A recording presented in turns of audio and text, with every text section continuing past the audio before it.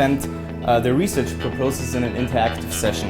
And it also says that in an inspiring academic environment, the students will receive critical and constructive feedback.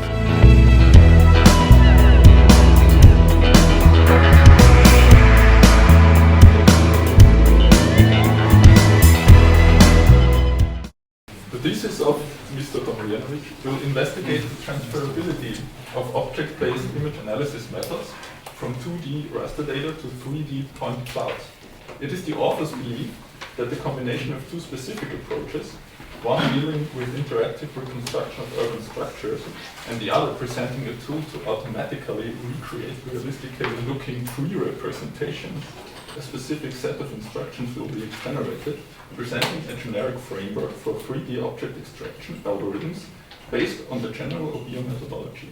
A partial software solution will be implemented to prototypically test the developed concepts, rules and approaches. I like the topic, it's a definitely hot topic.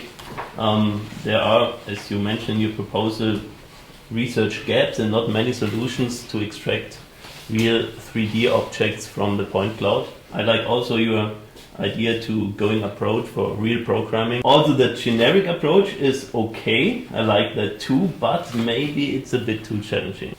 From my experience, if we look on 2D images, it's hard enough to extract objects, and maybe start with some examples and then test the transferability and don't state in the objectives that you will. The idea is that there are specific approaches already, and some of them extract buildings, and they're quite good at that. And some give us trees and delineation and so on. But what is with the general approach?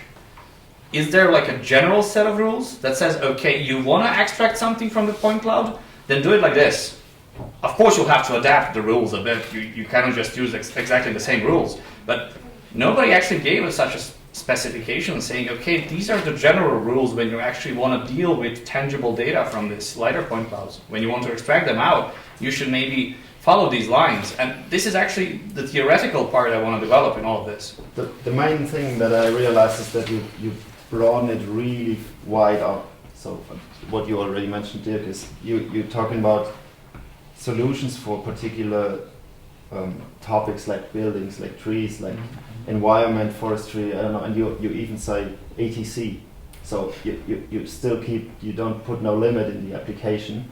On the other hand, you're talking about some kind of, I may say, ontology or theoretical approach of a general rule set for LiDAR data classification, analysis, whatever. And the question would be, have you some data you want to work with, and could you give a specific example how you want to start in the future? Well, to start, for actually going into the main subject here was to actually test, is it also possible from these two different time points to actually find the hotspots of changes.